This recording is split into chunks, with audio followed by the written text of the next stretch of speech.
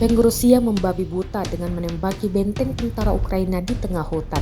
Dibantu drone pengintai, pasukan Rusia meluncurkan tembakan demi tembakan dari tank.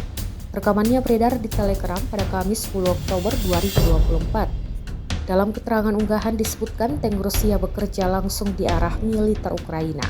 Pasukan Ukraina sempat menembaknya 3 kali dengan tembakan kumulatif namun tidak mengenainya. Pasukan Rusia menggunakan taktik penerbangan, anggota suku dan taktis hingga bantuan drone Mikola, jelas narasi unggahan. Rekamannya pun kini telah menuai berbagai komentar dari warganet. Dan diketahui perang antara Rusia dan Ukraina belum juga menunjukkan tanda-tanda akan mereda.